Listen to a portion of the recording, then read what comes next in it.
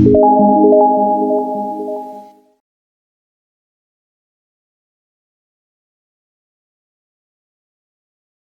Friends, हम लोगों ने हार्ट के फिजियोलॉजी के बारे में लगभग बहुत सारी चीज़ पढ़ लिया है। अब हमारा जो टॉपिक है वो है cardiac cycle. Cardiac cycle means होता क्या है? सबसे पहले हम लोग समझते हैं कि कार्डियक साइकिल होता क्या है। देखो, सबसे पहले ये मतलब ये समझो कि साइकिल मतलब क्या होता है। जो चीज़ एक जगह से स्टार्ट हो रहा है, क्या बोला मैंने? जो चीज़ इस पॉइंट से स्टार्ट हो रहा है, अगर वापस जाके उसी पॉइंट पे वापस आ जाता है, उसी को हम लोग बोलते हैं साइकिल। मतलब यहाँ से स्टार्ट होगा, फिर से आके वहीं पे जाएगा, उसी को हम लोग बोलते हैं साइकिल।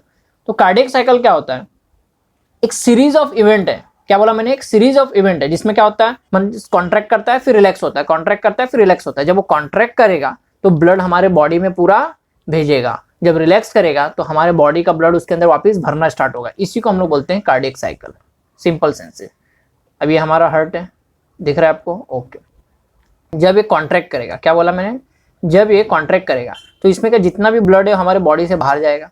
ओके। जब ये रिलैक्स करेगा तो जितना भी ब्लड है वापस इसके अंदर आके कलेक्ट होना स्टार्ट होगा। तो इसी को हम लोग बोलते हैं कार्डियक साइकिल। अब ये जो कार्डियक साइकिल है एक सीरीज ऑफ इवेंट है जिसमें क्या होता है, अल्टरनेट कॉन्ट्रैक्शन रिलैक्सेशन, ये जो क्या होता है साइमल्टेनियसली चालू रहता है। ठीक है। तो इसमें क्या होता है, आर्टरिया कॉन्ट्रैक्ट होता है तो वेंट्रिकल रिलैक्स करता है। जब मतलब ये कॉन्ट्रैक्ट होगा, ऊपर वाला जो चेंबर है ये कॉन्ट्रैक्ट करेगा तो ये रिलैक्स करेगा। ठीक है। जब ये कॉन्ट्रैक्ट करेगा तो ये रिलैक्स होगा। बात समझ में आ रहा है? तो ये क्या होगा, एक बार ये सिस्टोल में जाता है, फिर ये डायस्टोल रहता है। जब ये सिस्टोल में जाएगा तो ये डायस्टोल रहेगा। तो इस साइकिल की वजह से क्या होता है, जो हमारा जो हार्ट है वो ब्लड पंप करता है पूरे बॉडी में, और पूरे बॉडी से ब्लड को रिसीव करता है इस हार्ट में। अब हम लोग जरा इसको रिवाइज करते हैं। देखो, सबसे पहले मैंने क्या बताया, ये हमारा हार्ट है। ठीक है। यहाँ पे क्या होता है, अट्रिया कॉन्ट्रैक्ट होगा। अट्रिया जब कॉन्ट्रैक्ट होगा, इस टाइम पे अट्रिया जब कॉन्ट्रैक्ट होगा तो कितनी देर के लिए होता है, 0.1 सेकंड के लिए होता है। तो इस टाइम पे अट्रिया से पूरा का पूरा ब्लड जो है, पूरा नहीं, कितना बोला, 10% जो ब्लड है वो कहाँ पे आएगा, वेंट्रिकल में आएगा। किस में आएगा? वेंट्रिकल में आएगा। तो इसको हम बोलते हैं अट्रियल सिस्टोल। क्या बोलेंगे इसको? अट्रियल सिस्टोल। उसके बाद अट्रिया रिलैक्स हो जाता है।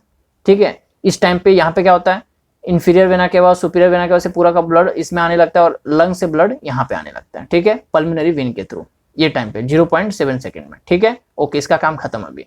अब आता है वेंट्रिकुलर इवेंट।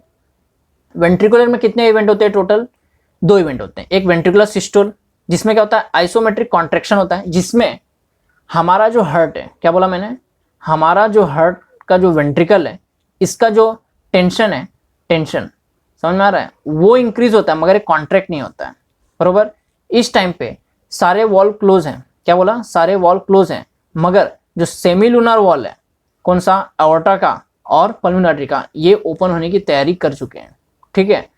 और थोड़ी देर के बाद जैसे ही ओपन होता है तो इजेक्शन पीरियड में क्या होता है, पूरा का पूरा जो ब्लड है यहाँ से बाहर चले जाता है। मतलब एक लंग्स की ओर जाएगा और दूसरा हमारे बॉडी की ओर जाएगा। एओर्टा से हमारे बॉडी की ओर जाएगा, पल्मोनरी आर्टरी के थ्रू लंग्स की ओर जाएगा। क्लियर एकदम? ओके। अब क्या होगा, अब जैसे ही पूरा का पूरा ब्लड बाहर जाता है तो ये 2 स्टेज में जाता है। सबसे पहला रैपिड इजेक्शन होता है, फिर स्लो इजेक्शन होता है। तो ये जो इजेक्शन पीरियड है 2 चीज से बना हुआ है। एक है रैपिड, मतलब एकदम फास्टली बाहर जाएगा, मतलब जैसे ही वॉल ओपन हुआ तुरंत बाहर, तुरंत बाहर। फिर धीरे धीरे जो बचा कुचा ब्लड है वो चले जाता है स्लो इजेक्शन में। ठीक है। ओके। फिर उसके बाद क्या होता है, अब रिलैक्स करने का टाइम आता है। मतलब जैसे ही पल्मोनरी आर्टरी, क्या बोला मैंने, पल्मोनरी आर्टरी और एओर्टा का प्रेशर जैसे ही इंक्रीज होता है और यहाँ का प्रेशर जैसे ही डिक्रीज होता है तो ये क्या होता है, ये दोनों वॉल क्लोज हो जाते हैं। वॉल जैसे ही क्लोज होता है, क्या बोला, वॉल जैसे ही क्लोज होता है, फिर क्या होगा, वॉल क्लोज हो जाएगा तो ब्लड बाहर वापस वेंट्रिकल्स में नहीं आएगा। ये भी वॉल क्लोज है, ये भी वॉल क्लोज है। इसी को हम लोग क्या बोलते हैं, प्रोटोडायस्टोल। मतलब ये जो सिस्टोल है वो उसका एंड हुआ और डायस्टोल का स्टार्ट हुआ है। ठीक है। इसको बोलते हैं प्रोटोडायस्टोल। फिर आता है आइसोमेट्रिक रिलैक्सेशन। इसमें क्या होता है, पूरा वॉल क्लोज है, हार्ट का जो मसल्स है उसका टेंशन अब क्या हो रहा है, धीरे धीरे डिक्रीज हो रहा है, हार्ट रिलैक्स होने की कोशिश कर रहा है। ठीक है। बात समझ में आ रहा है? फिर क्या होता है, इसमें अब धीरे धीरे वॉल ओपन होगा। कौन सा? अट्रियो वेंट्रिकुलर वॉल ओपन होगा।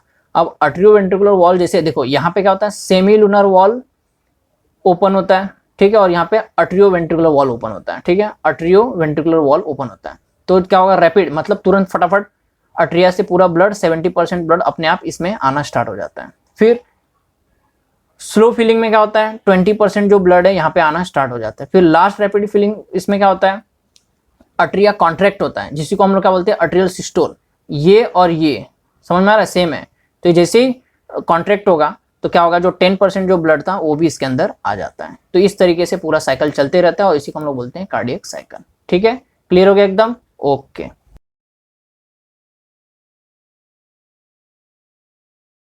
अब इसका जो ग्राफ है हम लोग आगे लेक्चर में देखेंगे। ठीक है, ओके। अभी एक मैं जरा जरूरी बात बताना चाहता हूँ, जैसे अभी हमारे पेरेंट्स जैसे उनका एज बढ़ते जाता है, एज जैसे बढ़ते जाता है तो उनका जो ब्लड वेसल है, जो उनका ब्लड का जो वेसल्स है, इसमें कुछ चेंजेस आने लगता है। इसमें क्या होता है, कभी कभी इसमें कुछ कोलेस्ट्रॉल ऐसे धीरे धीरे डिपॉजिट होने लगता है, और इसकी वजह से क्या होता है, कभी कभी ब्लॉकेज आ सकता है, इसमें प्लग तैयार होता है जिसकी वजह से इसमें ब्लॉकेज आ सकता है। तो इसकी वजह से उनका चांसेस बहुत ज़्यादा होता है कि कार्डियक अरेस्ट हो सकता है, हार्ट अटैक आ सकता है, मायोकार्डियल इन्फ्रैक्शन, ये सब हार्ट से रिलेटेड बहुत सारे डिजीज हो सकते हैं।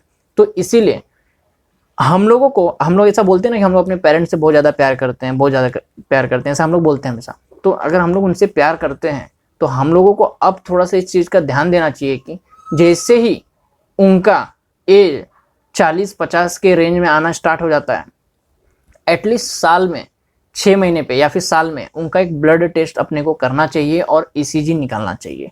ब्लड टेस्ट में भी क्या करना चाहिए, कार्डियक प्रोफाइल निकालना चाहिए। देखो होता क्या है, आपको बॉडी में कहीं कोई भी दिक्कत आ जाएगा तो आपको कोई ज़्यादा खास दिक्कत नहीं आएगा, फिर भी जिंदा रहोगे, बरोबर है।